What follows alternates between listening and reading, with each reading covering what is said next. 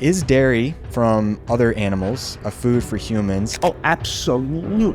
I am a huge raw milk advocate. Good raw milk is one of the best things on the planet. You've seen this firsthand, how other cultures are living, and they have vibrant health. I literally just saw the healthiest people I have ever seen in my entire life. Their eyes were white, their teeth were white, their skin was flawless, they were lean, beautiful people, ear-to-ear smiles. And I just remember seeing like, oh my gosh, like these are the people that drink blood and milk every day? Their health span could put ours to shame. I mean, they are not suffering from chronic diseases like we are here. We're on 4 or 5 medications at 20, 30 years old. Get rid of all the industrial aniseed oils in your house, please. It is so incredibly important. This might fly in the face of anybody listening. Start to embrace high-quality animal fats again. Butter, ghee, lard, tallow, schmaltz, bacon grease. When somebody attacks our food or questions our food, we take it very, very personally. The sourdough in the grocery store is not the same as long fermented sourdough we could make here at home with just a few simple ingredients. Every loaf of bread from 8,600 years old until the mid-1800s was sour. Every loaf of bread, by default, it was sour. Most of the bread commercially available is not sourdough bread. There is no requirement for labeling sourdough bread anywhere in this country. There's only 2 countries in the world that have requirements, and we are not one of them. So if you go into a shop and it says sourdough bread, it's probably not. All you're doing is literally eating the equivalent of Wonder Bread. Would you go as far as saying that any food out there can be made healthfully? We can make any food out there healthier than it currently is. Because processing isn't a bad thing, whereas ultra processing is different. Almost all food processing prehistorically made food safer, more nutrient dense, and more bioavailable. Food processing today, most of it is for purposes like big companies making a lot of money or improving shelf life or being able to ship things around the world without them getting bruised. But the problem comes when those are the goals at the expense of safety, nutrient density, and bioavailability. Dr. Bill Schindler is an internationally renowned archaeologist, primitive technologist, and chef. He founded and directs the Eastern Shore Food Lab with a mission to preserve and revive ancestral dietary approaches to create a nourishing, ethical, and sustainable food system. Not only is he an adjunct professor of archaeology at University College Dublin, but he is a co-star of the hit National Geographic Channel show, The Great Human Race. Dr. Schindler has written features for The Washington Post, The Atlantic, and The London Times, as well as he is also the author of the wildly popular book, Eat Like a Human. I'm pleased to introduce you to none other than Dr. Bill Schindler. I first got to start off by saying that I've read hundreds of books over the years. I graduated from Penn State with a degree in nutrition and dietetics. So nutrition is like my first love, right? And I've read a bunch of books over the past probably decade, 12 years, and I can count on one hand the amount of books that have really just shifted my paradigm. The first book that I really read on this topic of nutrition and kind of ancestral living was Deep Nutrition by Dr. Kate Shanahan, who I'm sure you're familiar with. Fantastic book. But the second book that really just shifted my paradigm was yours, Eat Like a Human. This came out in 2021, correct? What is it? Actually, 2022, I believe. But yeah, right around there. Right around that time. And I remember reading this, and we're going to talk all about it in this interview. But like most people, we ask the question, what should we eat to have healthy, long lives and to avoid chronic disease and just live a high quality life? But very few of us are asking that question, how should we eat? And you break that down so well inside your book, Eat Like a Human. And when I first heard that in 2021, 2022, it completely just shifted my paradigm. Even though I went to school for nutrition and I read all these other books, nobody else was asking that question. And it's so simple, so fundamental. I couldn't believe nobody else was asking this question. And so I first want to ask you, what got you into this? What led you to write this book, and kind of what got you started? Well, let me start first off by saying, we have to do it because we talked about it beforehand, and you brought up Penn State. So I went to Ohio State. Mm-hmm. I actually started as a nutrition major and lasted 1 semester. And this was in 1991, and I realized that it was actually right around the same time Penn State joined the Big Ten. I think that was like 93 or so. But I lasted 1 semester. I've talked about this on many podcasts, this battle with health and food that I've had for most of my life. And just like so many other people go into a profession or into a field because they want to solve a problem for themselves quite often.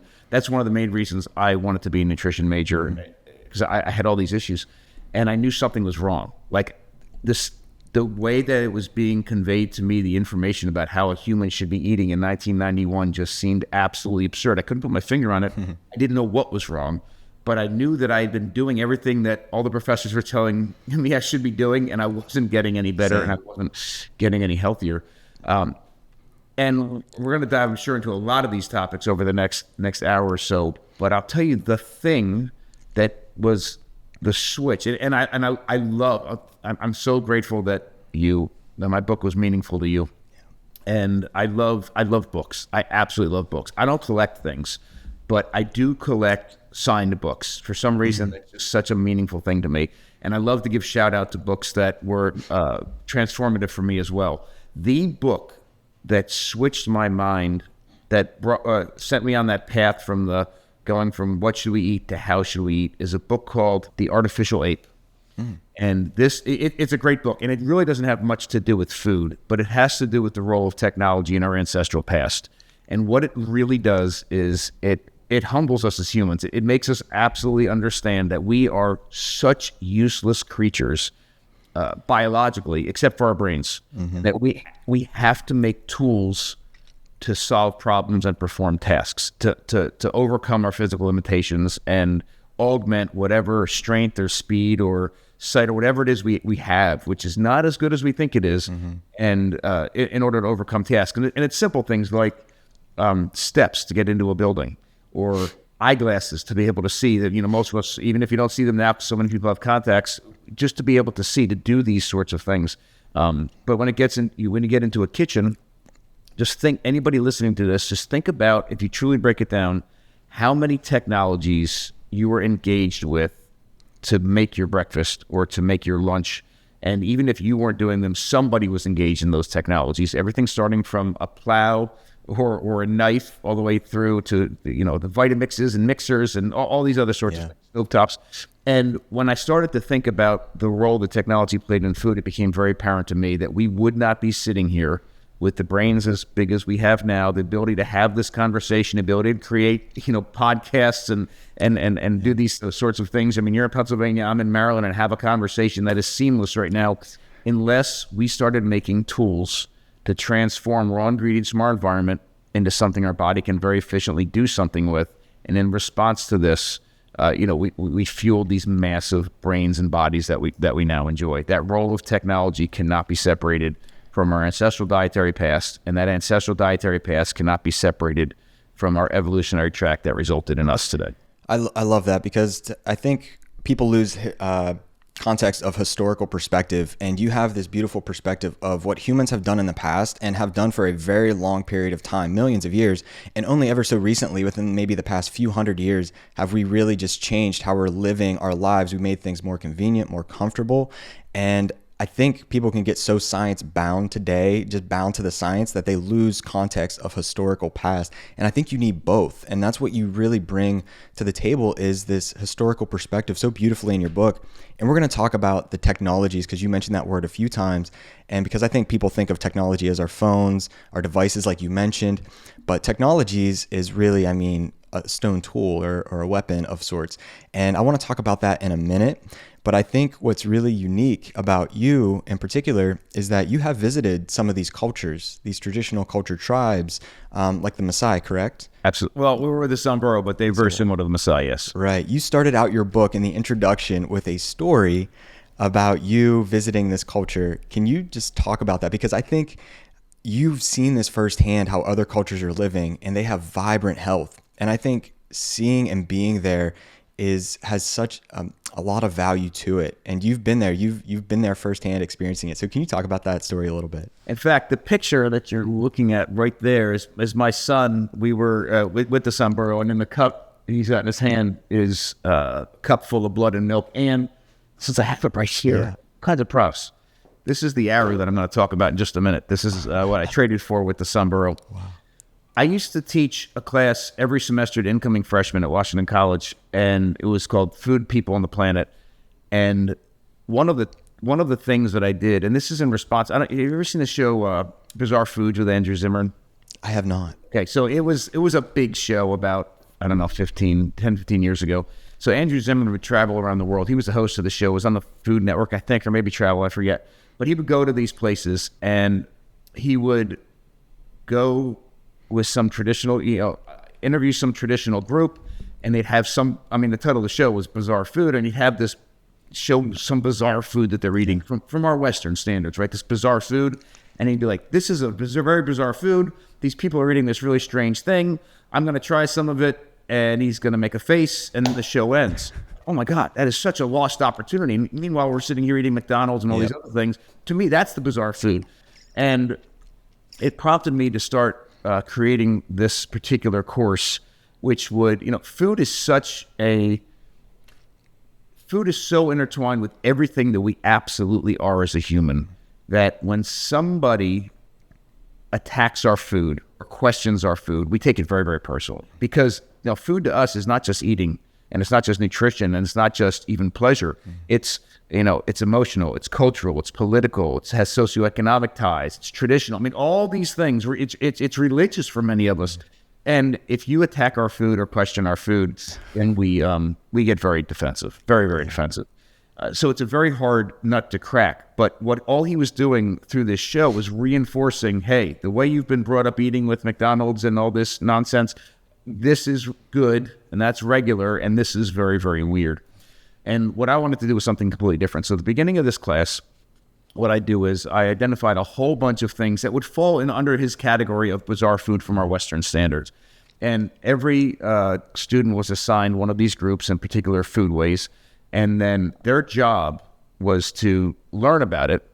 And then by the end of their research and what they submitted and their presentation and their papers, they had to convince us that it made complete sense.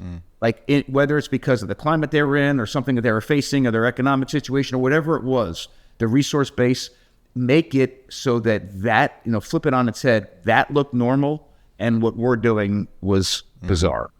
And that it was a great way to start off this class because it opened our minds to a lot of different things. But that has sort of been the impetus for a lot of the research we've done around the world, where we've said, okay, that does look really, really strange. Will I even eat that? But then if you go and you get in that, you immerse yourself in that context, you're living with a person or a family or a group, and understanding, making that food together, enjoying that food together, it's like this curtain opens up and this makes complete sense. And maybe what I'm doing is strange, and we can learn something from it. So one of the things, and this is why I opened the book with it, that I always wanted to do as an anthropologist, I've been, hearing about this particular practice quite a bit. There's two groups in the world that are nomadic pastoralists, which means they're not farmers, they're pastoralists, so they have animals, but they don't deal with animals the way that we deal with animals here, in the modern world today, where we just pen them in and keep them their whole life in this one square foot,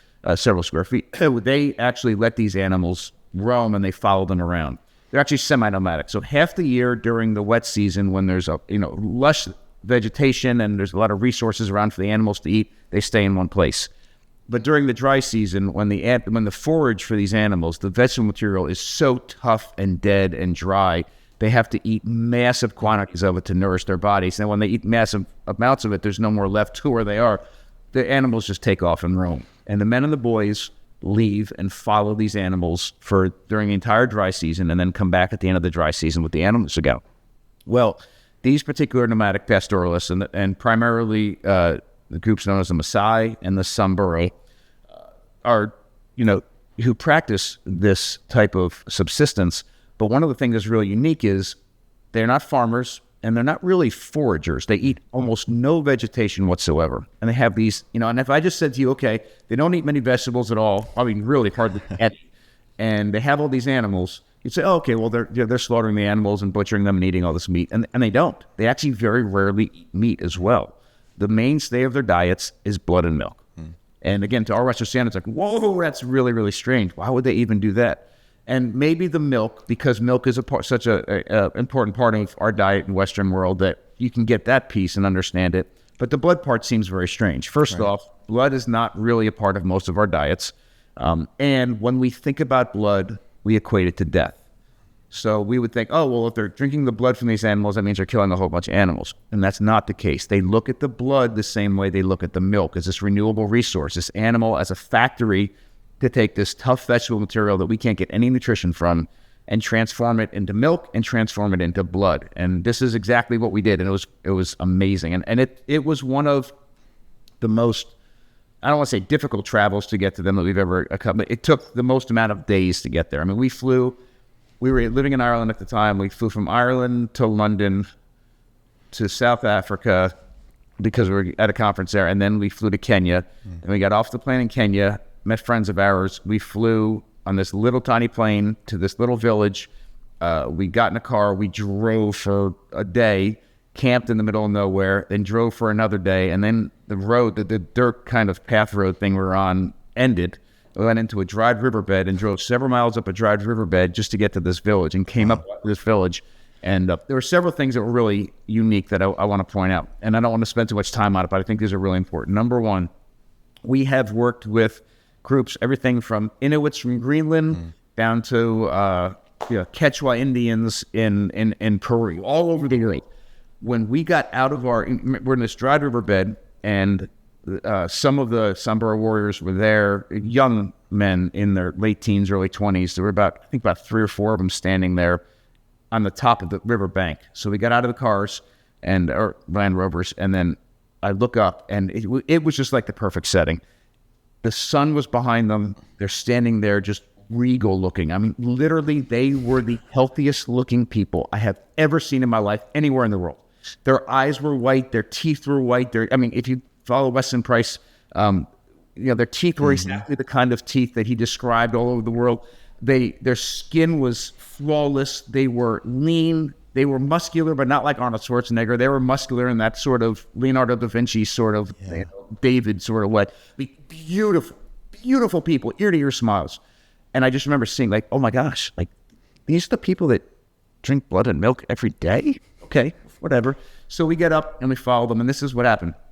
They pulled over one of their cows, and they tied a rope around its neck and tightened it a little bit, almost. And this was exactly, if you go to give blood or get blood work done, it was exactly the same thing, but it was done on a big cow around their neck as opposed to one around. So the same way they wrap around that rubber band on your arm, they did that around its neck, and then its jugular, really, really big.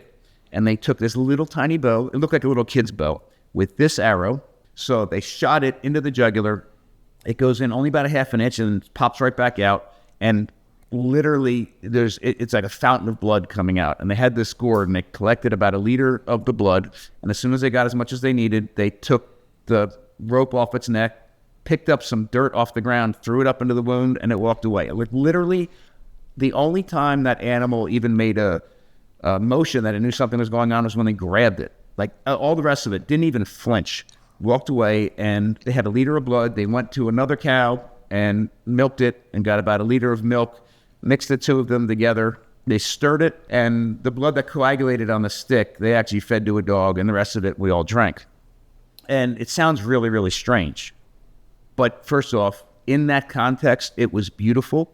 And I can guarantee anybody listening to this who's thinking, oh my God, I would never do that. If you were there, I promise you would have done it. Everybody asked what it tastes like.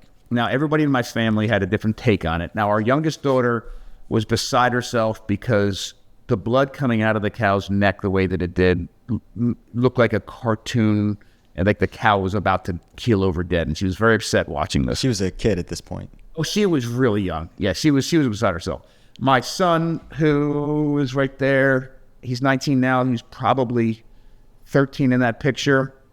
He had it. My older daughter, Brianna, who was 15, had it. My wife had it. This is what they disagree a little bit with this, but this is what it tasted like a warm, irony, chocolatey milkshake. That's what That sounds good to me. Was delicious. And it was filling, and it was satiating. And here's the story. They do this every single day, twice a day in some cases. Now, not the same cow. And if you think it's weird, like when you give blood, we give almost the same amount of blood, and I'm 174 pounds. This cow was massive. They don't even touch that cow again for a couple of weeks. It's completely regenerated that blood. So they look at that blood and they go, when the men and the boys leave and they follow these animals around during the entire dry season, They only take with them this arrow. Well, not this one because I have it because I traded for it. But an arrow like that, a knife, and a gourd.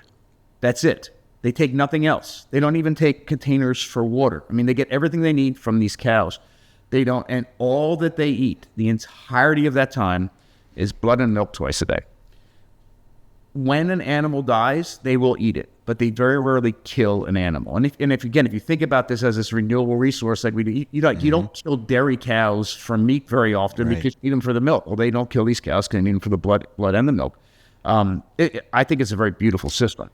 What was really eye-opening to me was after we came back to the U.S. that following year, I was still teaching at Washington College, and I was engaged in a lot of conversations about food and food security and nutrition and all these sorts of things. And I remember being in a meeting here in Maryland, and somebody was talking about, that same question. How are we going to feed this growing population around the world? And, we got to do this, and maybe we need more GMO crops and all these other sorts of nonsensical conversations. And it hit me. I'm like, oh my God, like we're not even scratching the surface of possibilities here. Right. Like I literally just saw the healthiest people I have ever seen in my entire life.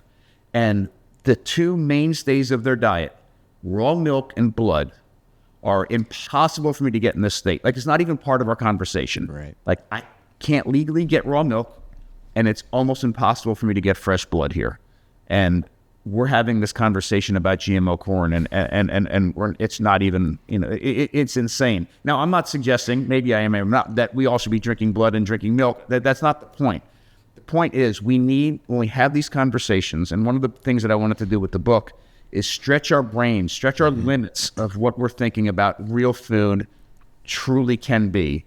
And we're going to have to get to those places if we're going to solve any of the problems that we're facing. Absolutely. Absolutely. And taking a step back, I think anybody hearing this for the first time, like you mentioned, I mean, this can sound out there. It sounds weird. It sounds strange. But I mean, that's coming from when our food guide pyramid came out in 1992, which was a lot of the problems that I'm sure you and I both experienced when we were trying to follow the guidelines and the nutrition recommendations in college. And part of the reason, I mean, that's so far astray from what that culture and a lot of traditional culture tribes have been doing and what humans have been doing for a very long time. Food guide pyramid and my plate, it's based on whole grains, which we can talk about grains and how we can eat those healthfully coming up. Same with dairy and plants. And because that answers that question of how can we eat healthfully and how can we prepare our foods properly. But I mean, then we were told to eat meat sparingly and then fats at the tippy top of the pyramid.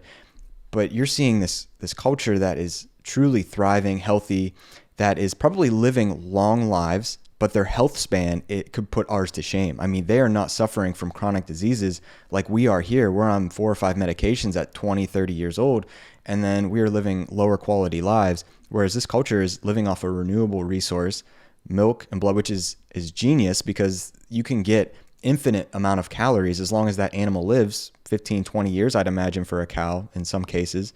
But you're not killing it. You can probably get hundreds of thousands, if not a million calories, and you're trying to share that one cow if you kill it for meat, and you're sharing that with the tribe, your family, but it's renewable in the sense that you can get milk and blood. And this could lead into the conversation of bacteria, and I want to talk about raw milk to come and how to safely consume dairy, leading into kind of what it means to eat like a human. And that's part of it. You touched on a very small part of it, is that how it means to eat like a human is not what we're doing in our culture today. And there's different components of that about how we evolved over time. And you mentioned technologies earlier. And so I really want to hit on this concept of technologies and what that means for you and our human species, because we're not talking about just our phones or the computer that we're on. Technology is simple as a rock, or that arrow you showed. And these are some of the earliest signs of technology that humans had throughout time. So can you touch on the technologies and then the kind of internal, external technologies that humans have versus other species? Absolutely. So one thing I want everybody to understand is that we have literally outgrown our digestive tract. We are at a place now, humans have a body that is large enough and a brain that is large enough that has nutritional requirements that we cannot meet without a massive input of technology into our food. And I'm not talking about things like microwaves or people in lab coats making, high fructose corn syrup or anything like that. That's not what I'm suggesting. What I'm suggesting is the moment that we created our first technology, and right now in the archaeological record, that is a stone tool that dates to 3.3 million years ago. That was the first technology ever created that we have access to, and it was used as a butchering tool. And just a quick little, that's 3.3 million years ago.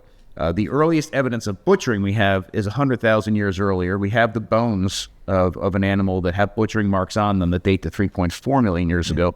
We just haven't found the tool that was used to do that yet. But again, we're talking, let's just say roughly 3.5 million years ago.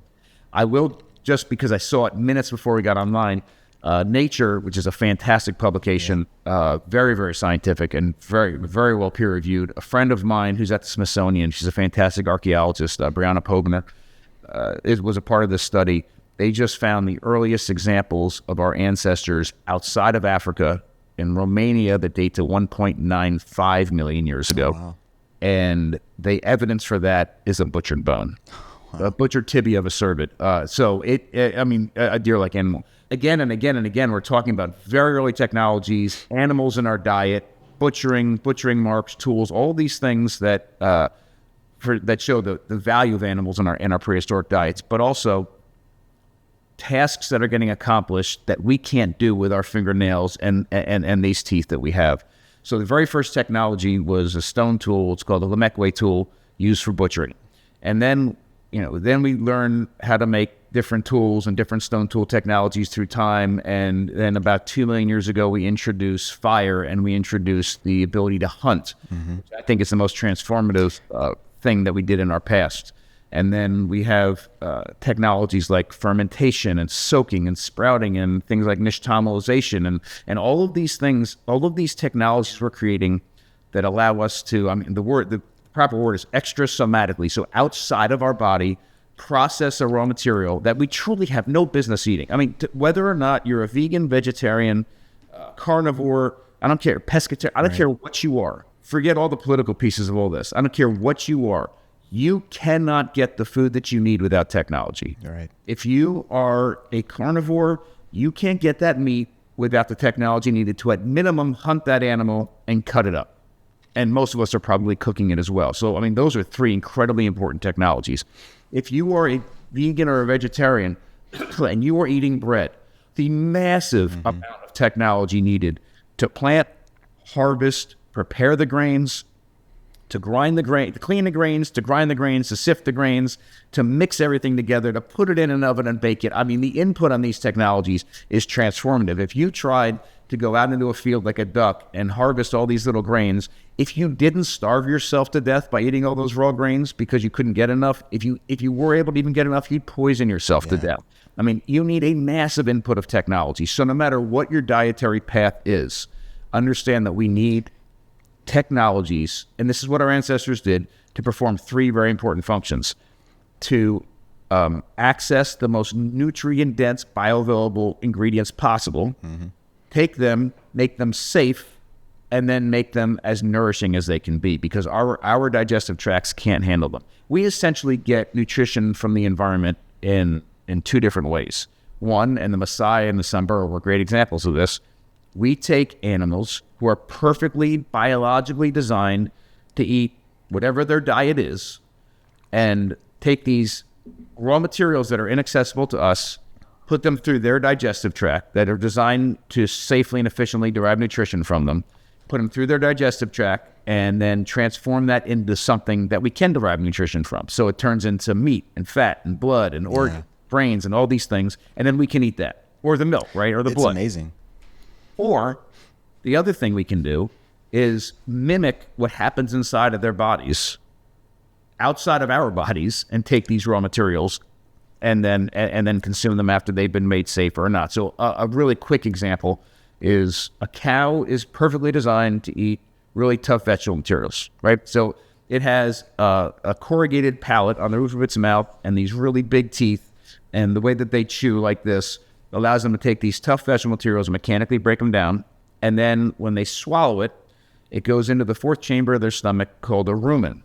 And the rumen is a fermentation chamber. And after they've mechanically broken it down a bit, it goes into a rumen, it ferments, and then they throw up their food back into their mouth, and they chew it up some more, and then they swallow it, it goes back into the rumen, and it ferments some more, it goes back and forth and back and forth. And then finally, when it's ready, it goes into the rest of their digestive tract. Yeah. If we tried to eat that same food, we could never access the nutrients in it, and we would die of malnutrition.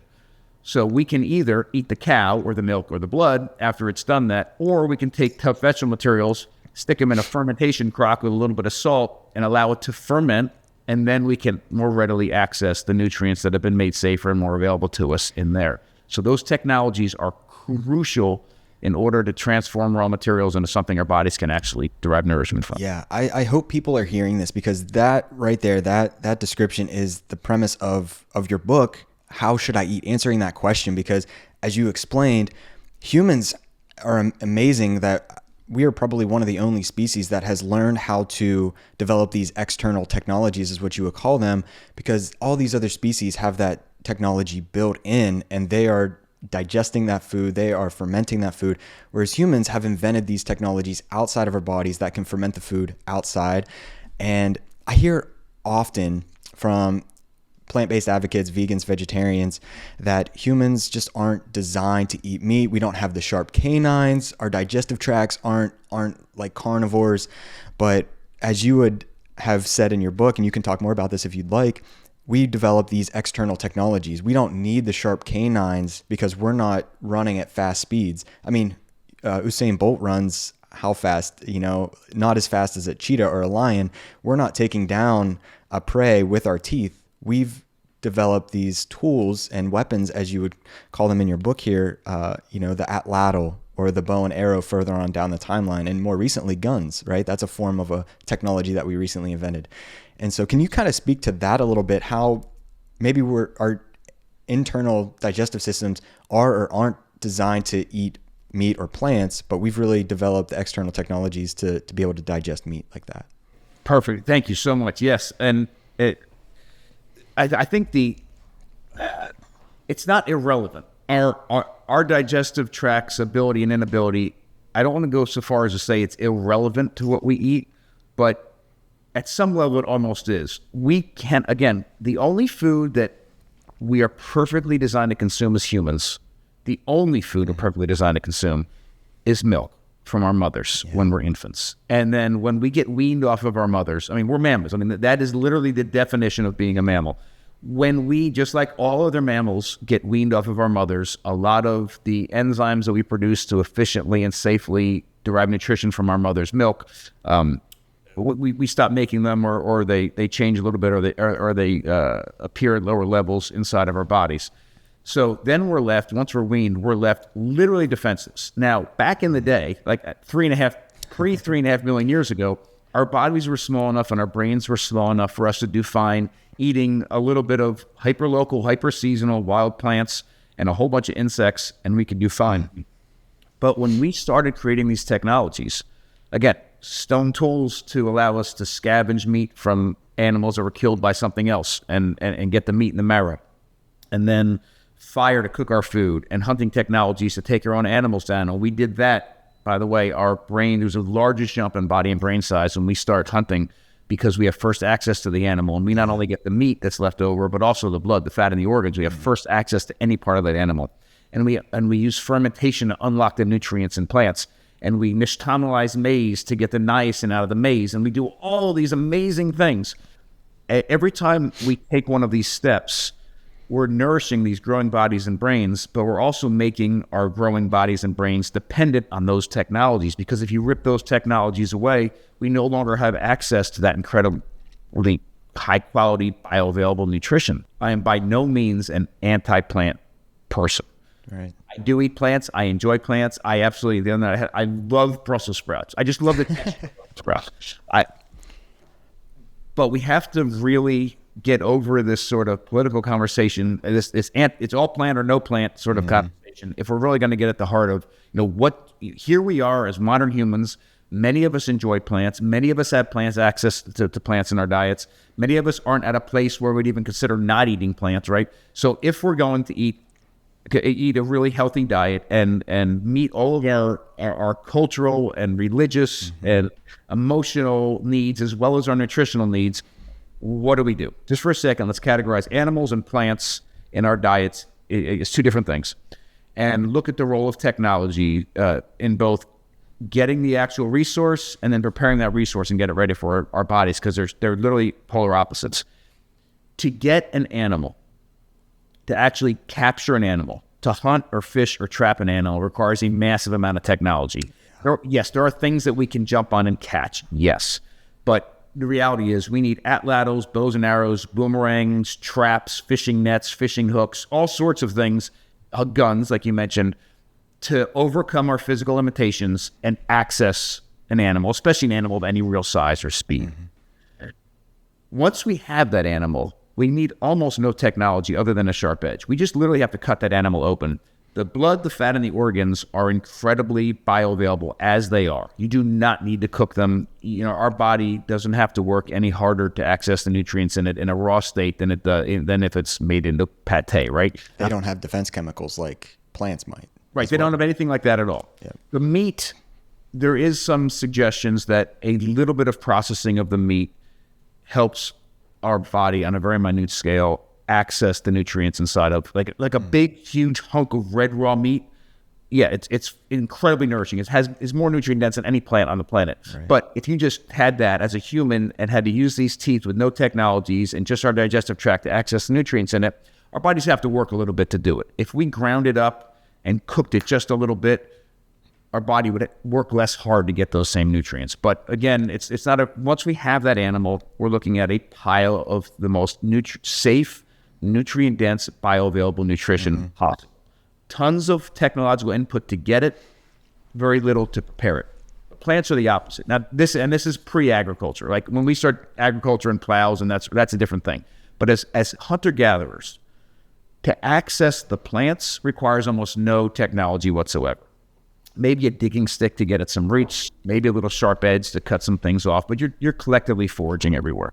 Getting the resources doesn't require a lot of technology. The technological input comes with taking this incredibly toxic thing and transforming it into something that our body can safely use. And just as importantly, plants do have nutrition in them, but most of the time that nutrition is locked up in a way that without help, our body can't access that nutrition. So that's where things like fermentation, technologies like that play a very large role. And this might fly in the face of anybody listening, because we hear plant-based diet is the way to go. It leads to less chronic disease.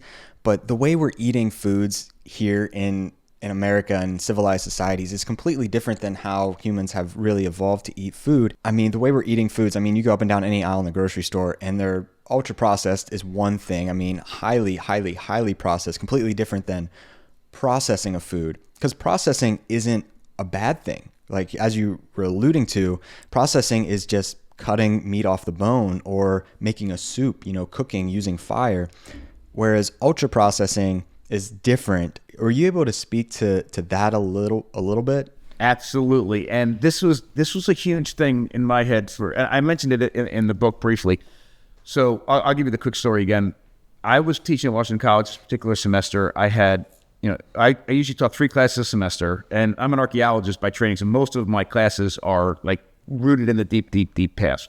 But this particular semester, 2 of the classes were archaeological, and one was more of a cultural anthropology class, and that had a more modern, I forget exactly what the classes were, but I just remember one was a lot about ancestral diets, and one was about things happening today in the modern world. And I had this female student in both of those classes. And about a month into the semester, she comes up to me, she goes, "Professor Schindler, listen, I got a question for you. I don't understand it." I said, "What?" I said, and it was about exactly what you said.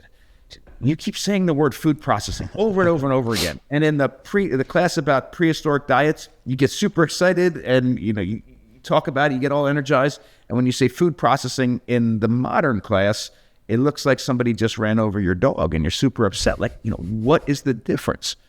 And I looked at her, and there's so many things in our brains that we separate. But if somebody asked you, like, "Oh, I can't explain it. I can't define it. I can't whatever." And this is one of those moments. I don't know. I know there's a difference. Like it's the basis of so much of what I do. But I was never taken to task to try to figure it out. And it took me a couple weeks to actually get an answer for it. And I did what all good professors are supposed to do. They said, "I will get back to you." I'll get back to you. And I did.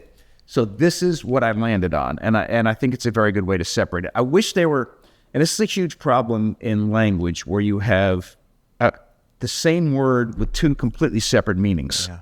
And it's kind of like, for us, one of the issues with us overcoming fat, and it's not the same issue in other languages, but dietary fat that we eat, and fat that is in our waist is the same word. Mm-hmm. So it's very, it's hard for us to separate in our heads, like I'm eating this fat and it's not going to go on my hips right away, right? I wish there were separate words for food processing, but here's what I landed on. Almost all food processing prehistorically made food safer, more nutrient dense, and more bioavailable. Incredibly positive things. And it also improved flavor and texture and all these things, but it accomplished one or all three of those major things.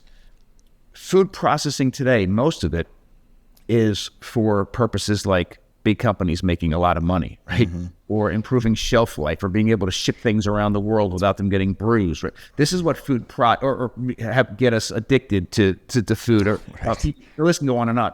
And not necessarily all of those things are bad, right? The ability to improve shelf life, that's not necessarily a bad thing on itself. But the problem comes when those are the goals at the expense of safety, nutrient density, and bioavailability. Yeah.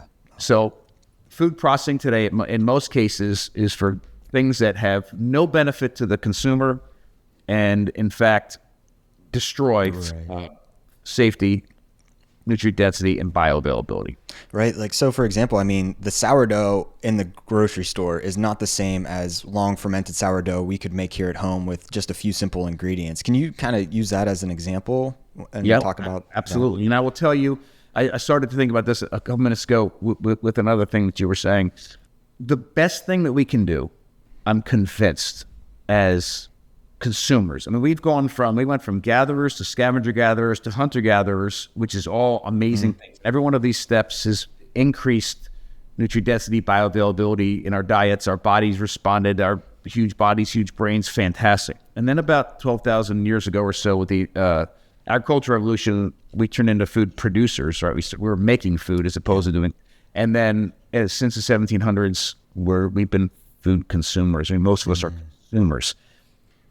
These last two steps, food producers and food consumers, one of the biggest issues that it caused was it took so many of us away from getting our food and processing our food. It created this incredibly long food chain where now we're at a place where we have to have a podcast to talk about what we should eat. I mean, we would have never needed to have a podcast 5,000 years ago because nobody had these questions about their food. They were so intricately connected to everything about their environment, their food, their bodies, how they're, all of this. Nothing was hidden from them. But now we have to ask questions, and now we have, a lot of people have control over us. So far removed.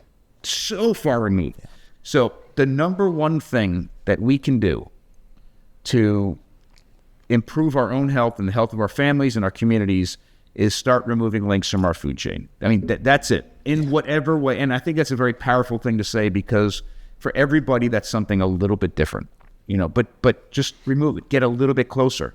And one of the most powerful things to me is and it doesn't have to be every day. You don't have to go all the way, all of a sudden from this modern food consumer and you buy everything at BJ's and Costco and then all of a sudden, put a loincloth on and run into the woods and try to become a hunter-gatherer for the rest of your life. It's not going to work, and it's not realistic.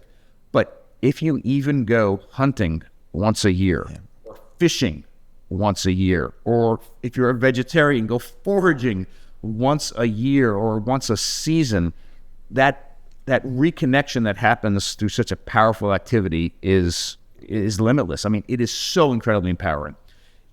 From a home perspective, if you start cooking more from scratch, a lot of this advertising and marketing, you start to become immune to it, right? Because you know how real food is made. And the reason I bring all that up is because you just mentioned sourdough.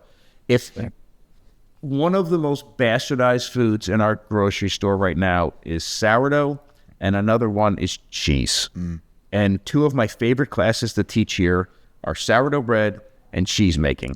And the reason is, we hold these classes, and we have people here. We do all go through all the different steps and show everybody how to make cheese completely from scratch in their home, and how to make sourdough bread completely from scratch in their home. And you know what? In every class, everybody goes home thinking they're going to do it.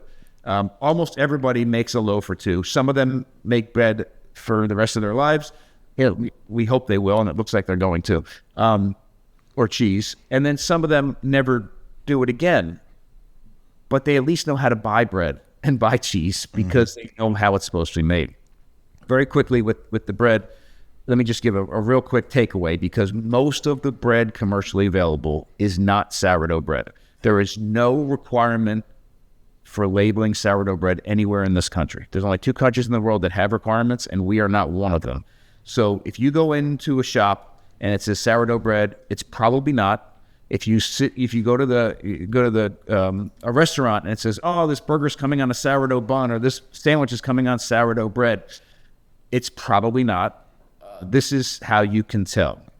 There is, and sourdough bakers, we have a sourdough bakery downstairs as a part of our restaurant, and I can vouch for this. Most sourdough bakers hate the term sourdough because the public thinks that means the bread has to taste sour. It doesn't. Everything made with grains in here, whether it's bread, whether it's our gluten-free bread, whether it's our croissants and other pastries, all of our flour has been put through a traditional, long, wild, slow fermentation.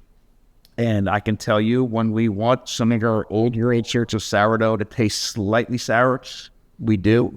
Our croissants don't taste sour at all, and we do that on purpose. So it doesn't have to taste sour. But what makes sourdough bread is traditional sourdough bread has 2 fermentations happening side by side. One is a yeast fermentation and one is a bacterial fermentation. The yeast fermentation eats available sugars and produces alcohol and carbon dioxide. The alcohol is very minimal in bread and it burns off when you bake it anyhow. The carbon dioxide of it makes it rise. Even though we love to use hyperlocal wild yeast that's here in Chestertown, Maryland, which we do, the reality of what that yeast is doing to the bread is exactly the same as if we took Fleischmann's yeast off of a grocery store shelf and put it in. It's just making the bread rise. The power comes from the other fermentation, from the wild bacteria, which is lacking in almost all other breads. That bacterial fermentation does several things. It produces lactic acid through fermentation, which lowers the pH, which puts it in a very safe zone for all the good microbes that are very beneficial to us. As that pH gets lower, when it gets below 4.6, it activates an enzyme that starts cutting up the gluten strands, which is awesome, especially if you have a gluten intolerance. Yeah. It makes it more easily digestible. It helps mitigate issues with things like anti-nutrients like phytic acid and lectins and all sorts of other things. It helps make those grains incredibly safe and starts breaking them down to pre-digest them to allow us to access nutrients in that bread more easily. Our bodies have to work less hard. It also, because of both of those fermentations, and it's eating all these available sugars, it lowers the glycemic index of the bread. So there's all these incredible benefits, and the bacterial fermentation are responsible for the aroma and for the flavor of the bread. So win-win all the way around. The yeast is literally only making it rise. That's all that it's doing. So what the modern industrial food system has done is they capitalize on this misinterpretation by the general public that sourdough bread is supposed to taste sour. They just in most cases, make a regular yeasted bread and add something sour to it. Lactic acid, citric acid, or acetic acid, or vinegar, which is acetic acid. So if you turn over the label on the bread, and I don't care if you've walked all the way from the bread aisle in the grocery store and you went to the deli aisle where they have the nice brown bags and the bread is in rounds and it's twice the price and it has nice, colors on it and the labeling, turn it over. If it says yeast, it probably isn't sourdough, but there are some sourdough bakers that do add yeast, but it probably isn't sourdough if it says yeast. The dead giveaway is if it says lactic acid, citric acid, or acetic acid, or vinegar.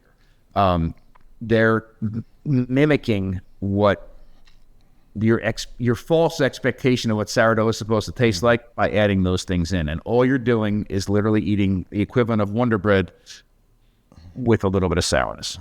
So what you should do, number one, sourdough bread is incredibly easy to make at home. Yes. And I can promise you that you can make at home something better that you can get at almost anywhere. And it's definitely, even if it looks terrible, it's healthier than anything you're going to get anywhere else. Or go to somewhere where you actually know the baker or know somebody that knows the baker and ask them, what they're doing. Real sourdough bread is a powerful thing. I hardly eat any bread whatsoever, but when I do, it is always sourdough.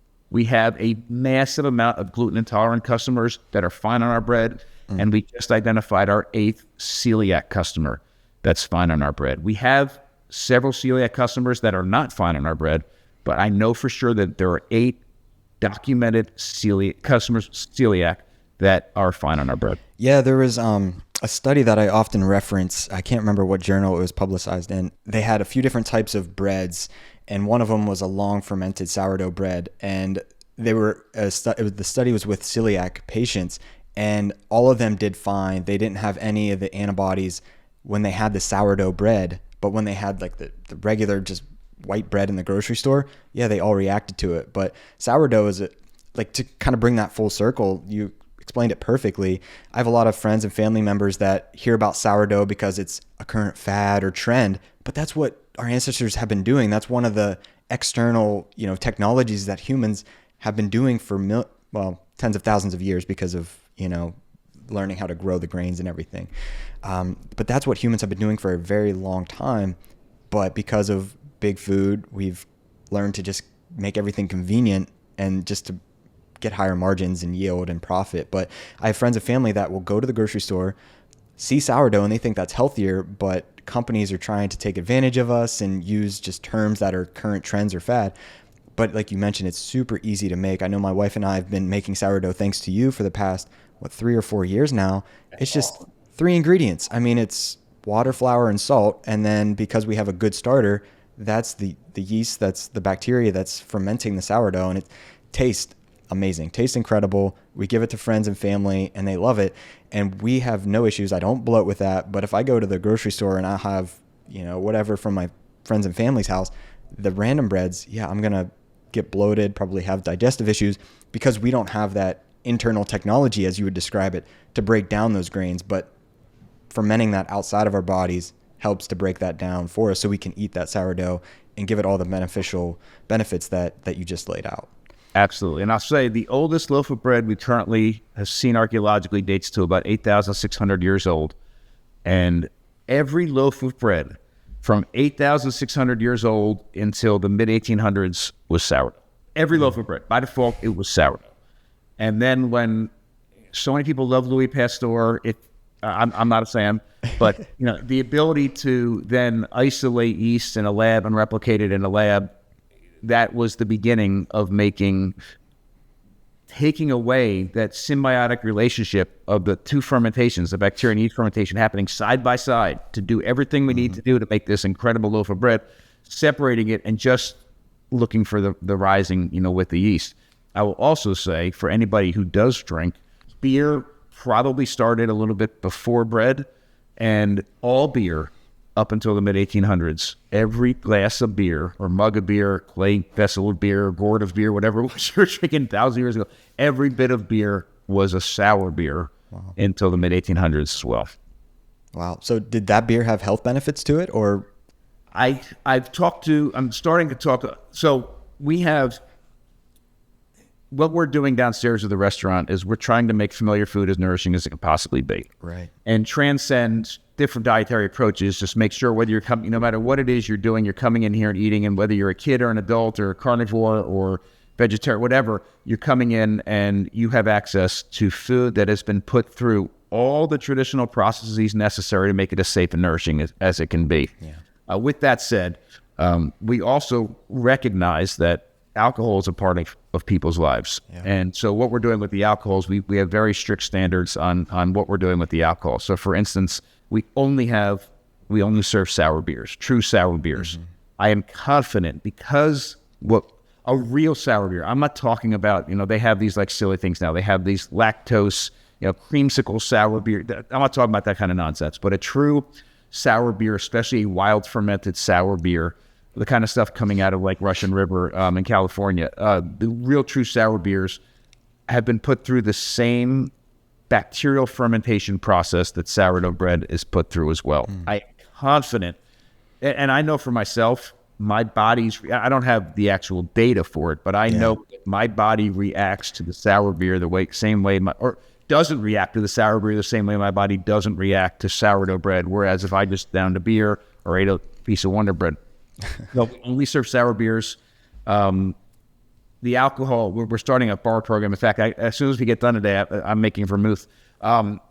Our bar program is the hard alcohol is only coming from, it's 100% organic. The alcohol itself, the base, from Maryland and from Maryland grains, regeneratively grown Maryland grains.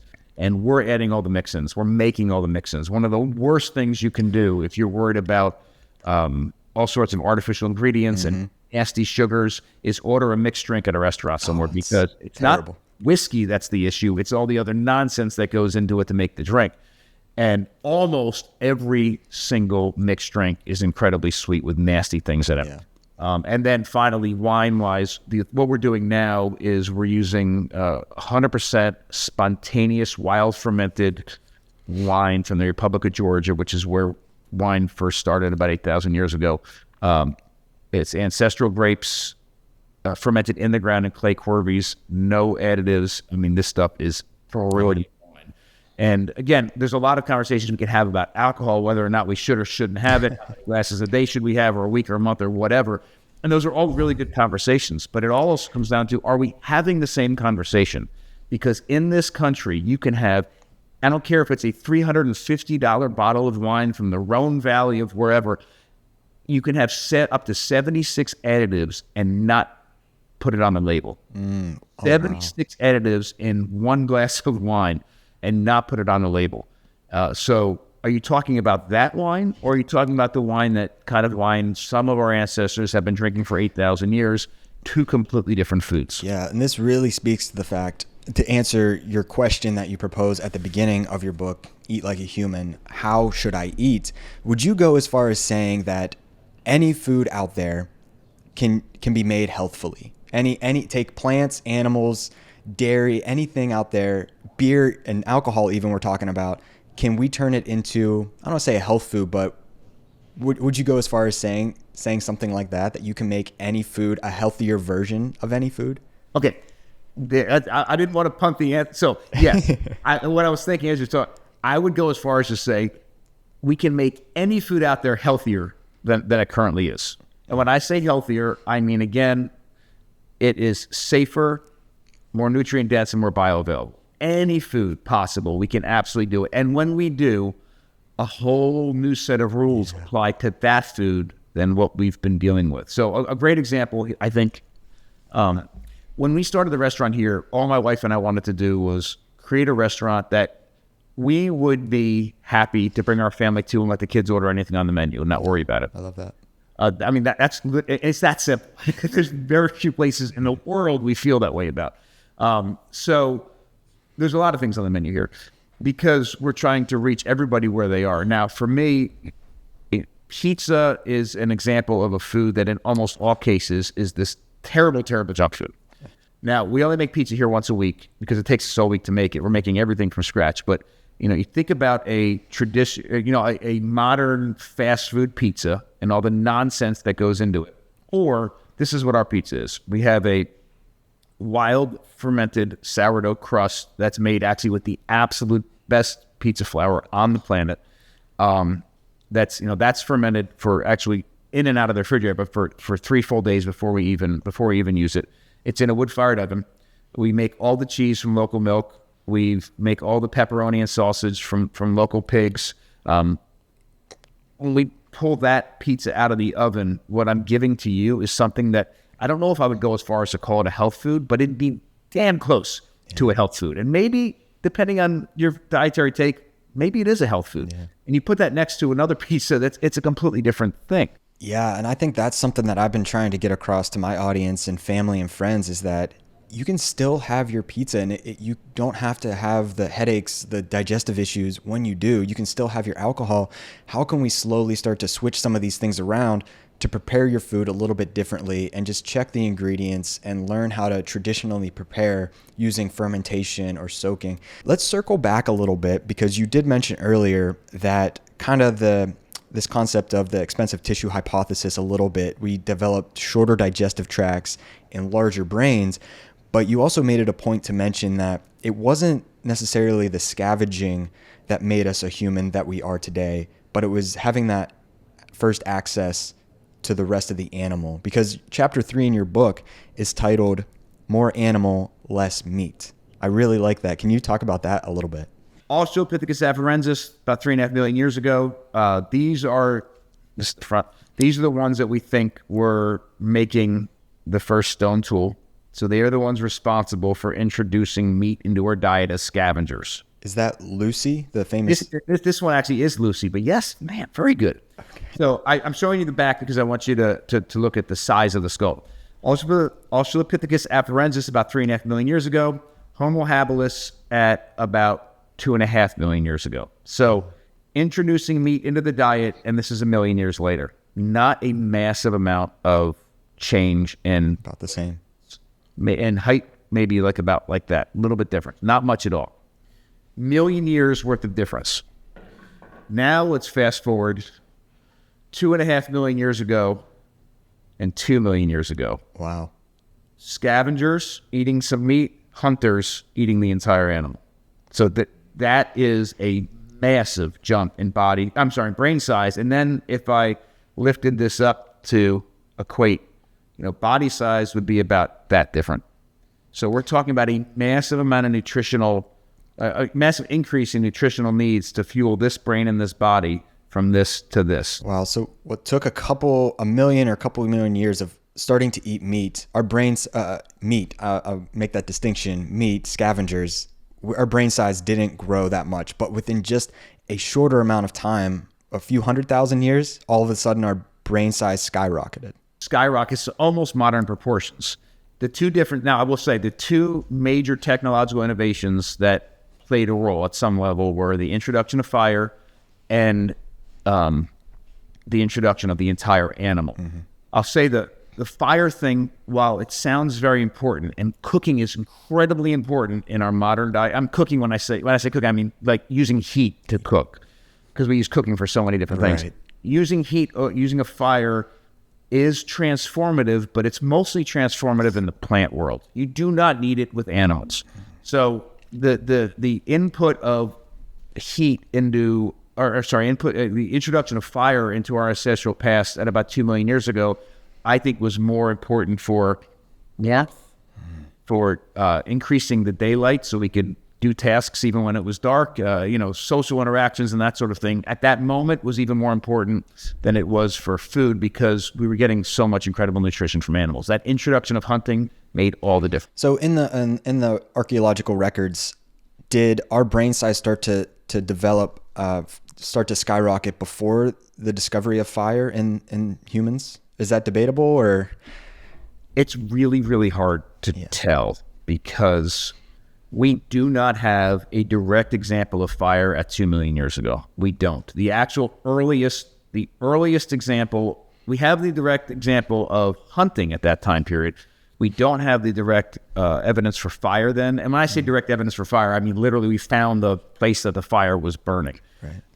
For a lot of reasons. One is, I don't think the fires at that time are very ephemeral. It's more like a campfire. Now think about it. If you went out and you went camping with your friends, you had a fire that night, maybe even cooked some hot dogs or whatever, right? Marshmallows, and then put it out the next day. And 1 million years later, we're looking for the evidence of that fire. Yeah. I mean, it's very rare that it would last. That a fire of that size, or small size, would last. But we do have direct evidence for fire at about 1 million years ago. And one of the things that leads me to truly believe that we had fire 2 million years ago, or right around that time period, is because that is the earliest evidence we have of our ancestors moving out of Africa into northern latitudes. And you absolutely need fire for warmth, because not only are you moving into northern latitudes, but it's the beginning of the last ice age. They're literally moving north at the beginning of the last ice age. They cannot do it without fire. So it isn't direct evidence, but I'm confident there was control of fire at that point. Yeah. So as hunters, moving from scavengers to hunters, we had first access to everything at this point, the entire animal. Can you kind of speak to the fact of why having access to beef organs in particular is so valuable to the human diet? We're not eating liver and heart and pancreas, spleen, kidney. We're not eating any of these foods anymore. And blood, as you mentioned earlier. Can you kind of speak to why that's so valuable for human health? Yeah, absolutely. So I will make even the suggestion that not only is it valuable to us from a nutritional perspective, but that sort of an approach to eating animals is a lot more sustainable and is a lot more ethical, and it's also a lot more economical than the way that we approach animals today. And I'll give you a very quick example. So about 13 years ago or so, I did this study with a biologist at Washington College and also a senior who was working on her senior thesis. And we were trying to see how much food was left behind by an average deer hunter. And so what we did was we took 13 deer, different ages, males and females, weighed them, and took them completely apart. And when I say completely apart, I mean we took every bit of marrow out of every bone. We weighed the testicles, the eyeballs, I mean everything. We took everything and weighed it all and found the caloric equivalents of all of them. And then we took all the meat. And this is an average size white-tailed deer, right? So think about it in a minute. We start talking about things like pigs and cows that are in our diet today, right? We took all the meat that a typical hunter would keep, which, by the way, will really reflect the same sorts of cuts of meat from pigs and cows anyhow. We butcher our deer today in a very similar way that we butcher our cows, and we keep the loins and we keep the...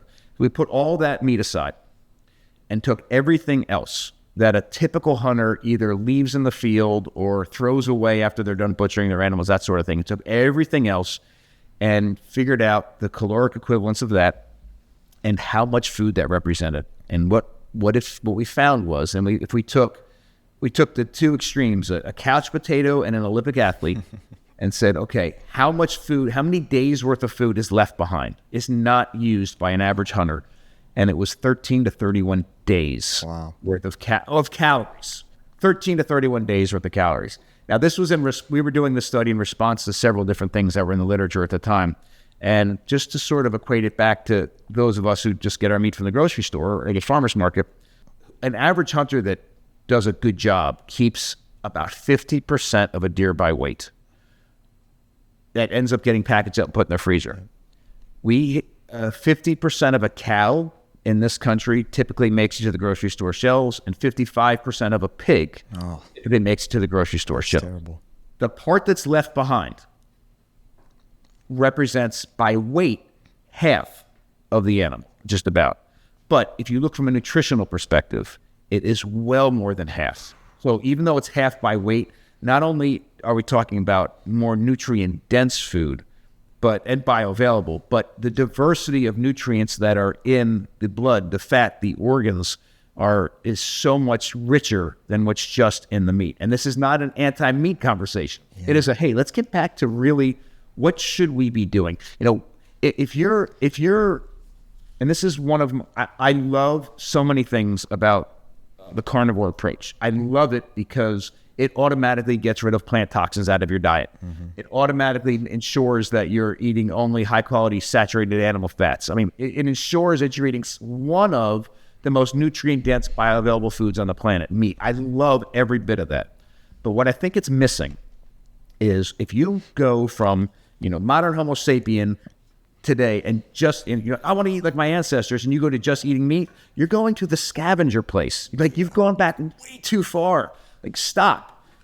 Go to the place where our brains jump in massive size and our bodies jump in massive size, where they were using the entire animal. And when you do that, you're not only eating this incredibly nourishing diet, but when an animal dies to nourish you and your family, you're eating like 90-something% of that animal, not 50% of that animal. From an ethical and sustainability perspective, it's a win-win. And from an economic perspective, the parts, I love ribeye, but my God, ribeye, the price of ribeye is out of insane. The price of liver is a completely different animal, right?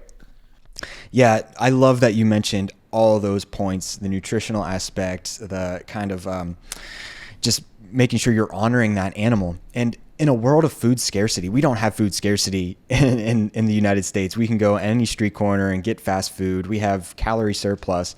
We're overfed, but we're undernourished because we're not including a lot of these traditionally prepared foods and such.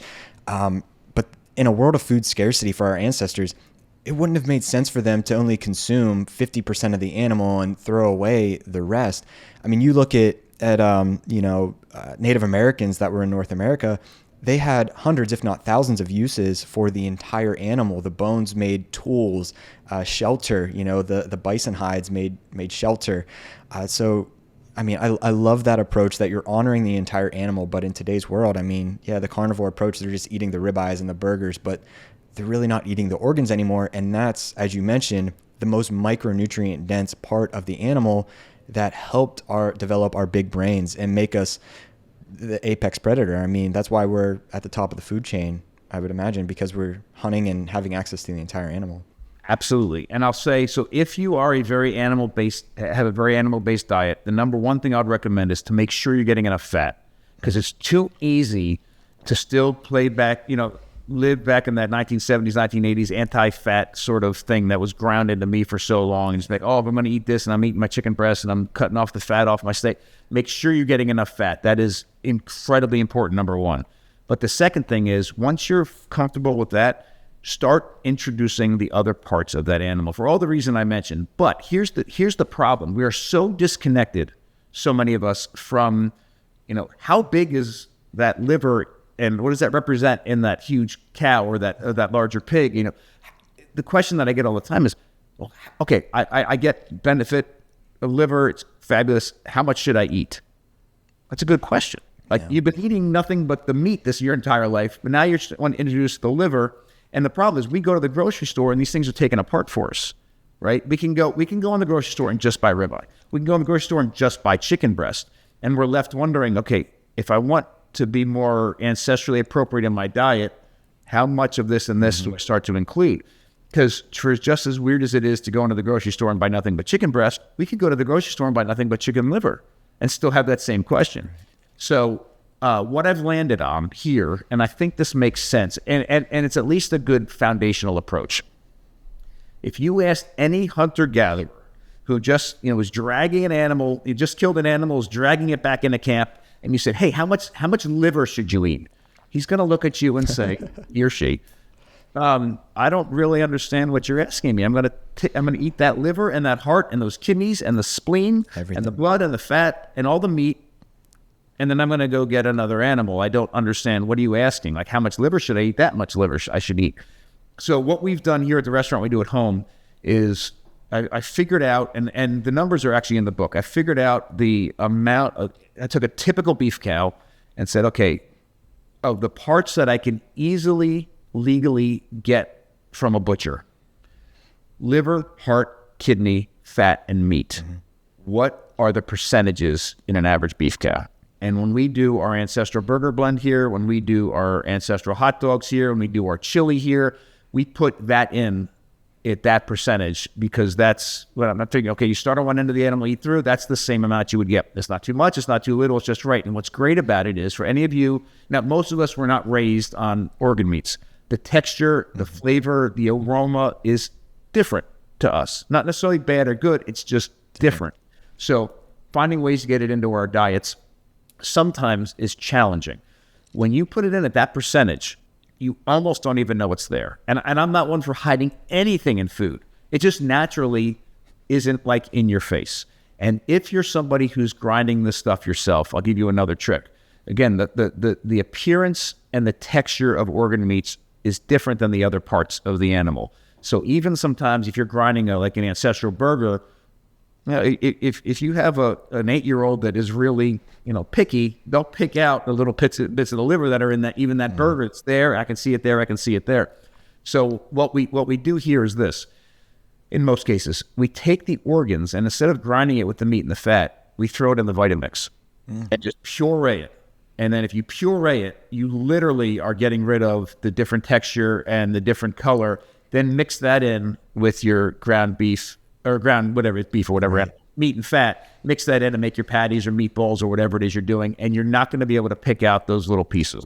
Yeah. No, I love that. And that speaks to what you were talking about earlier, getting closer to your food source and understanding, because I grew up hunting with my dad and my family. We have some acreage here in Pennsylvania, and that's something I grew up on. So I understand getting closer to your food source. And growing up, because it's what my family did, the guys in my family, my dad, we got rid of what you were saying, 50% of the animal. But once I started learning, when I read Deep Nutrition and some of these other more primal books, as well as yours, I was like, I got to start keeping the organs from this deer. And I started keeping everything for the most part. And I think if we can just get a little bit closer to our food source, whether that's going to a farmer's market or if it's hunting or growing a garden, something like that, I think we will really start to understand nutrition differently, and we will start to see it as you're describing it here in your book, Eat Like a Human. There's one more question I wanted to ask you before I let you go, and that's in regards to dairy. And because there's a big movement right now with raw dairy, and you lay this out so perfectly in your book. Is dairy from other animals a food for humans? Is raw dairy okay to eat? And what should we think about this conversation about dairy in general? I love that you asked me this. So I'm very passionate about dairy for a lot of reasons. I do think dairy is a foundational food for human. Human milk is a foundational food for baby humans, without a doubt. And then once we get lean, like I mentioned earlier, we're out here defenseless. And what we need to do is to get any raw material into our body in a safe and nourishing way is use some sort of a technology to replicate something that another animal does naturally to transform it into its safe and most nourishing form, do that to it, and then consume it. I mean, that's literally the basis for literally everything that I eat. Yeah. And I'm confident it was the basis of our ancestral diets producing us as modern day humans. So it's foundational to me. I gave you the example with tough vegetable materials and the cow and the rumen and all that. And there's a ton of different examples that I could give. But as far as dairy is concerned, when we, as modern day adult humans, a couple things we have to realize. First off, every mammal, when they're weaned from their mothers, becomes lactose intolerant. Every mammal. Now, I know some people are saying, "Oh, I love my cat." Again, like your cat is actually lactose intolerant. Okay. I'm sorry, it's true. They can deal with it a little better than lactose intolerant humans can, but they're lactose intolerant essentially. I used to think, when I didn't understand what lactose intolerance really was and how it occurred in humans, I used to think, because I'm not lactose intolerant, I used to think that lactose intolerance in humans was a very weird thing. And the few people that I knew that were lactose intolerant, I'm like, oh, they're the outliers. And it's the exact opposite. 60 to 70% of modern humans right now, currently today, are lactose intolerant. There's only 30 to 40% of us that are actually lactose tolerant as adult humans. And it is and we can, all of us that are lactose tolerant can trace some of our heritage back to a few key locations in either Europe or Africa where there were independent genetic mutations thousands of years ago that allowed the production of lactase, that enzyme that breaks down the sugar lactose, into adulthood in humans.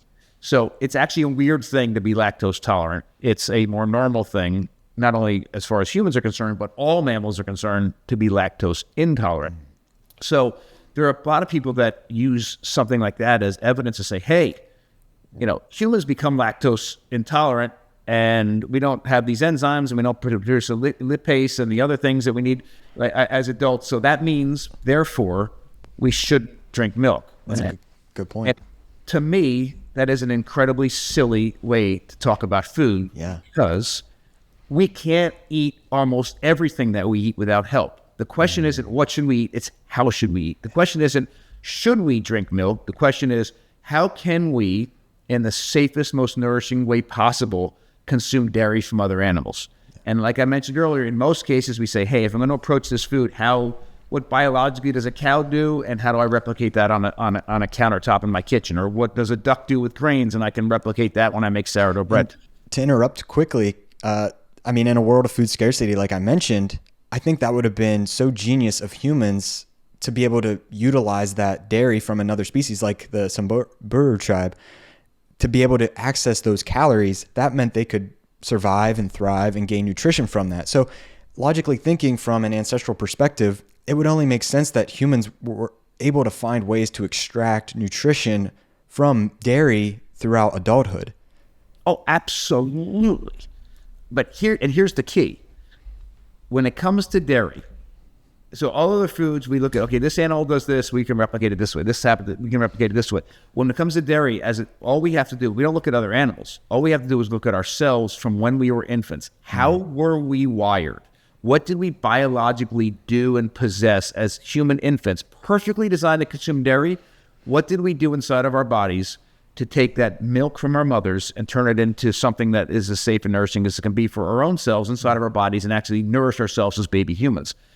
And the answer is we fermented it inside of our bodies. I mean, we literally, baby mammals make cheese inside of their bodies from their mother's milk when they're drinking it. And that is literally, and it's a much longer conversation than we have time for now, but that's what we do.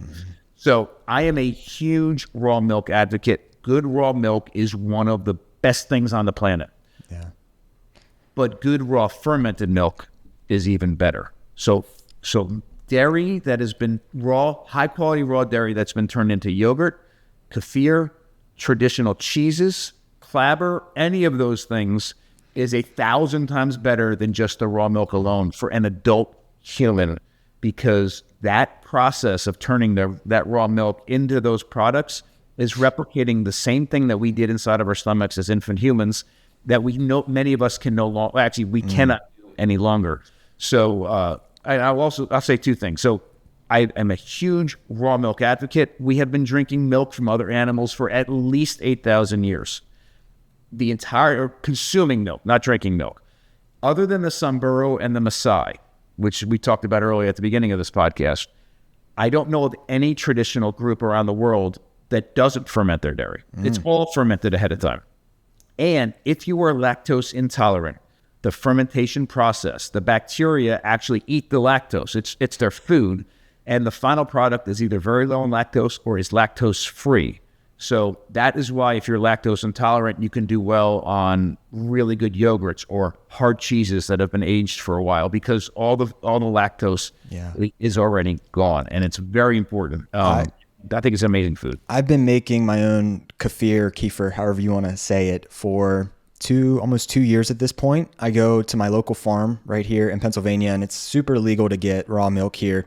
And I get a couple gallons of raw milk, which is $9 a gallon, which is actually pretty cost effective compared to most places.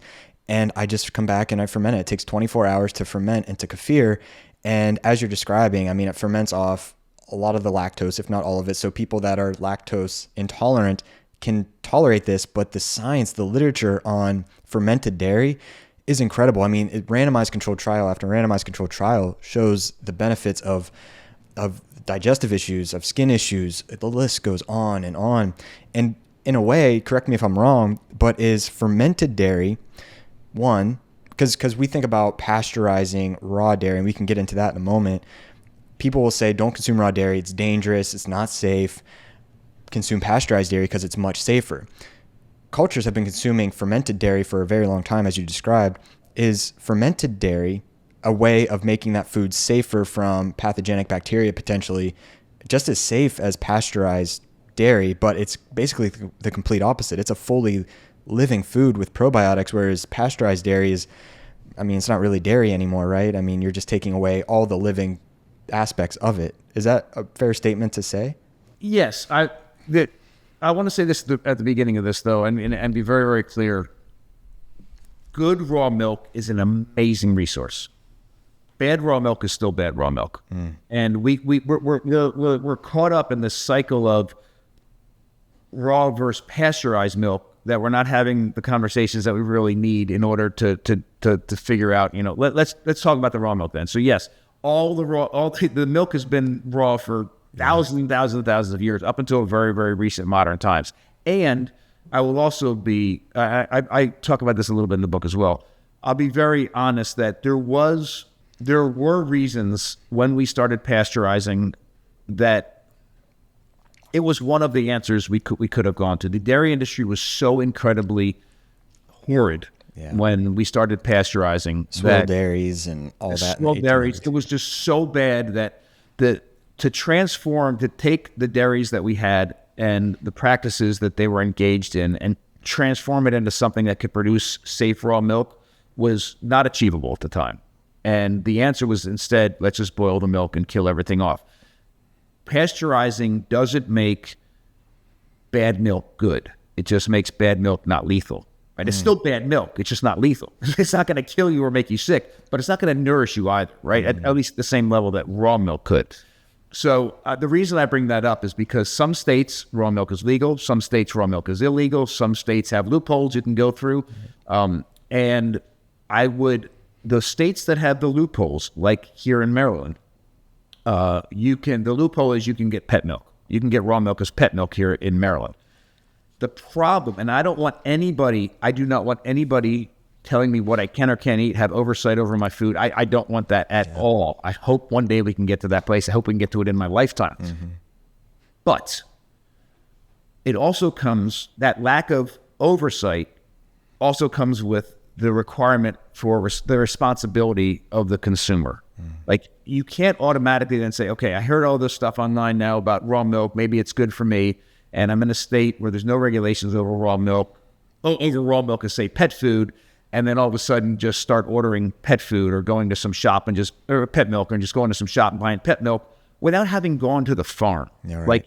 Like, that raw milk could be not really good raw milk. Go to the farm, see the farmer, see how they treat the cows, see their process, and then decide. And this is how we've decided how to eat food for millions of years. Then decide for yourself whether what they're engaging in is something that, producing food that you want to be a part of.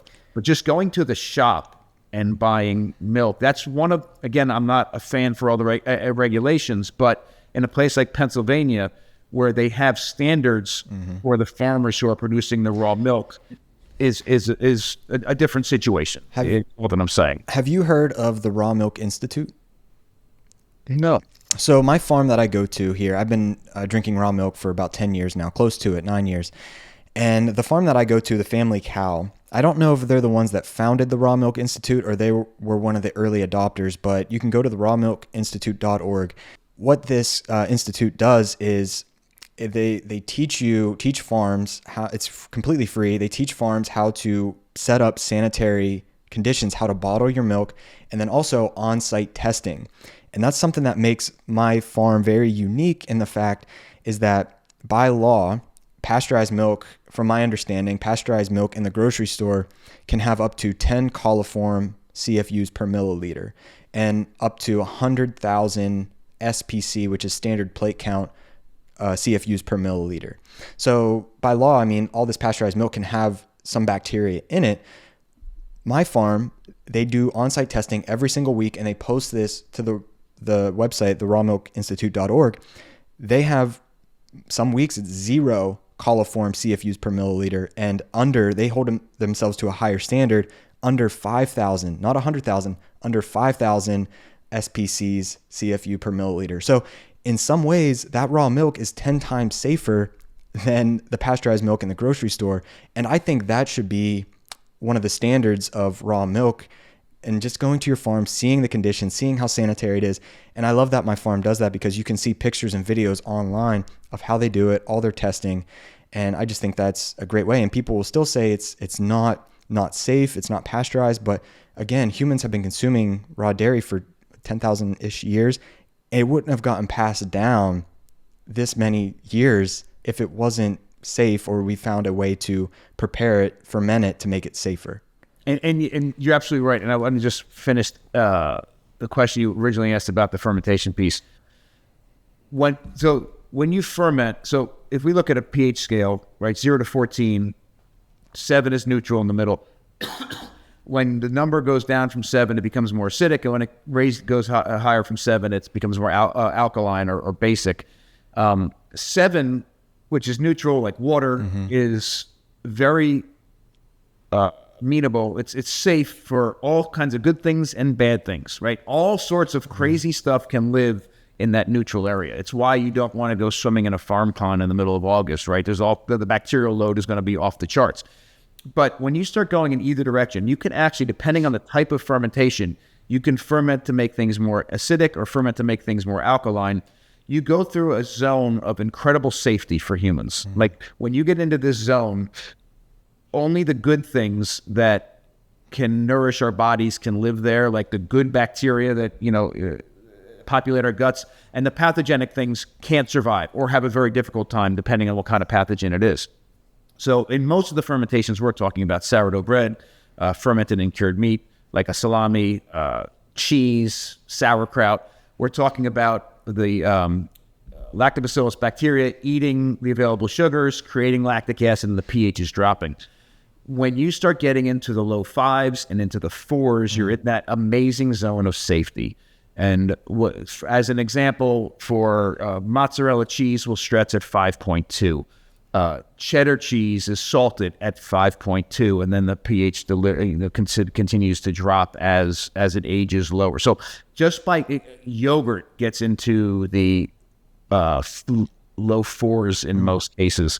So you're talking about taking something that milk starts at about 6.9, 6.8 pH, and all kinds of things can live in it level. And as you are fermenting it and creating lactic acid and the pH is dropping, you're getting into one of these very, very, very safe zones.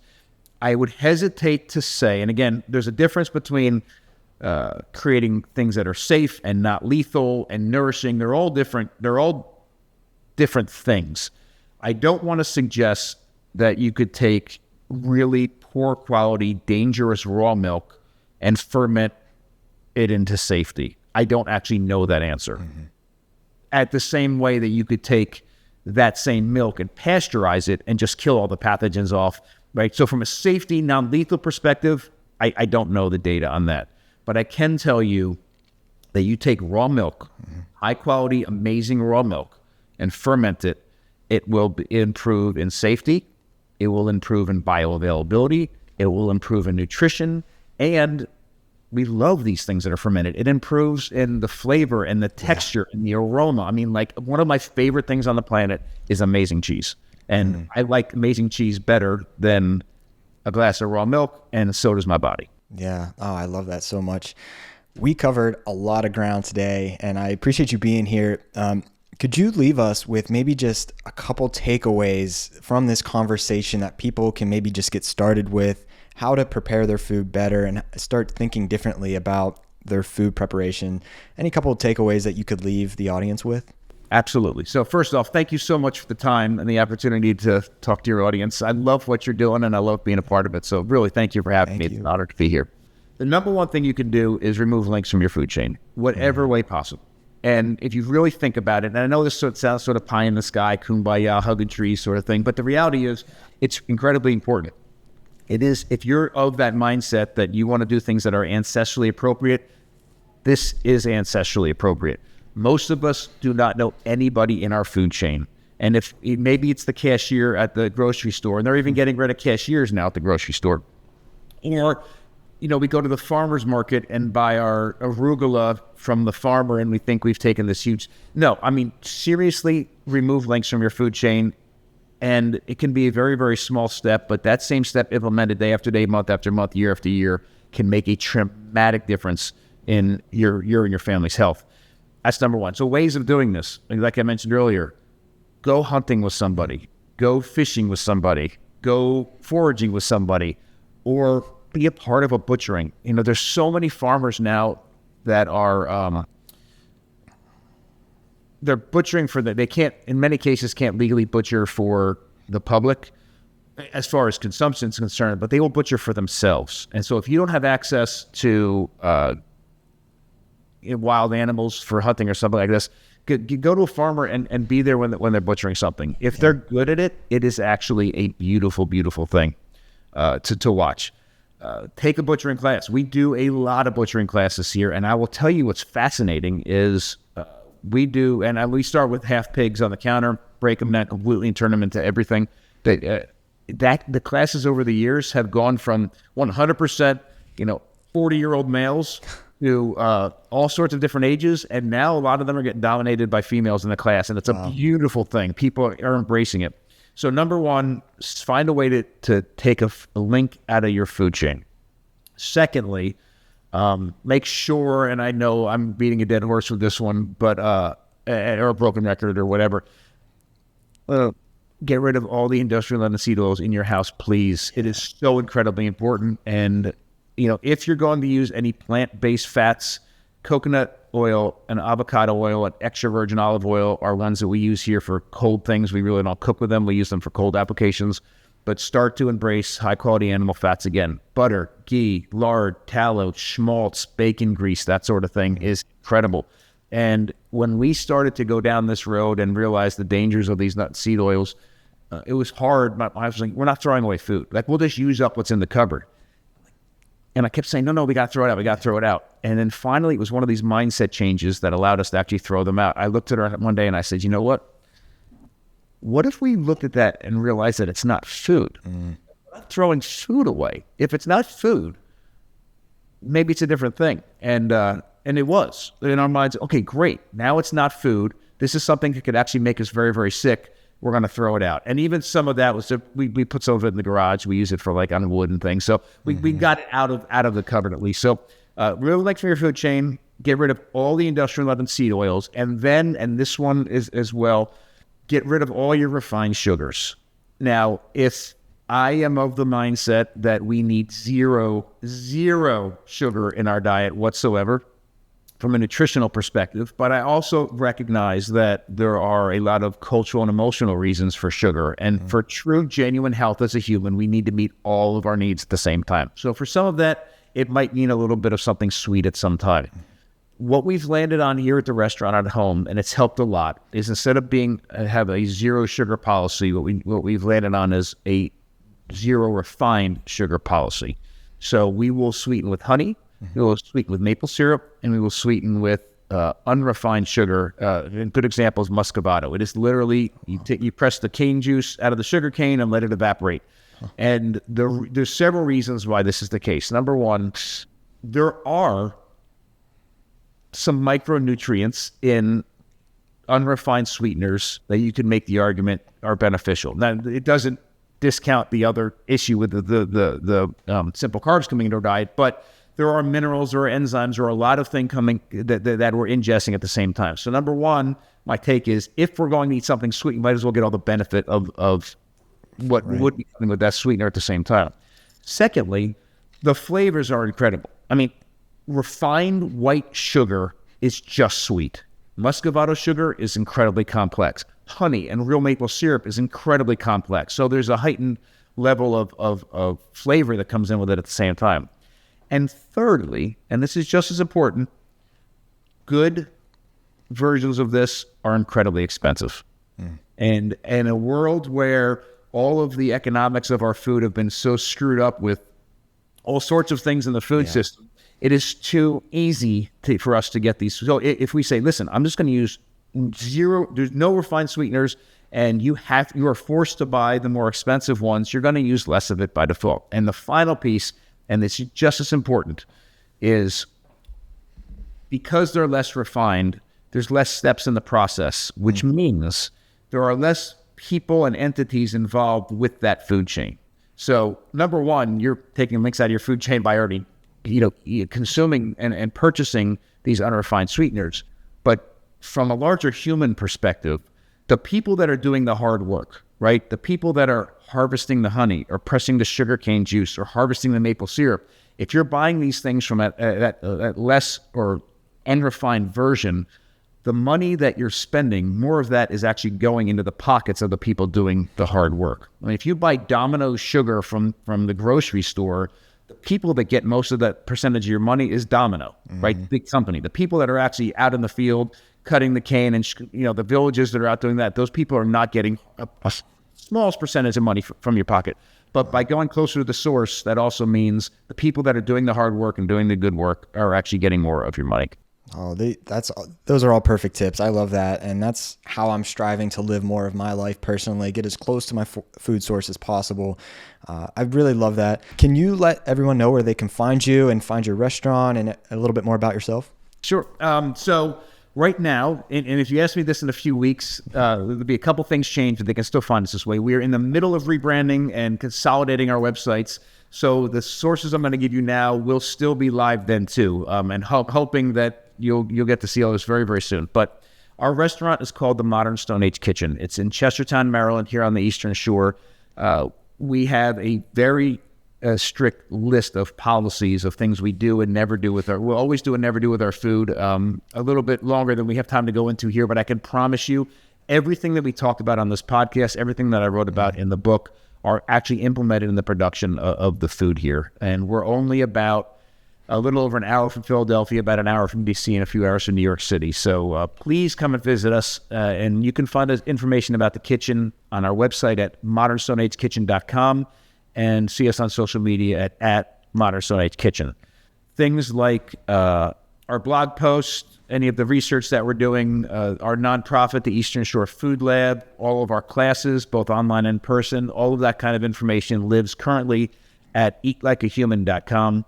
And you can follow me on social media at Dr. Bill Schindler, at Dr. Bill Schindler. Amazing. Thank you so much. Guys, I cannot recommend his book, Dr. Bill Schindler's book, Eat Like a Human. Like I mentioned earlier, this book has been one of the top 4 books that has been so influential in my life, that has changed my wife and I, how we look at food, how we source our food, how we prepare our food and cook our food, and how I've thought about nutrition. I know it can help so many people. So definitely check out Eat Like a Human. And Dr. Bill Schindler, I appreciate you joining me today. Craig, thank you so much for having me. It was a pleasure.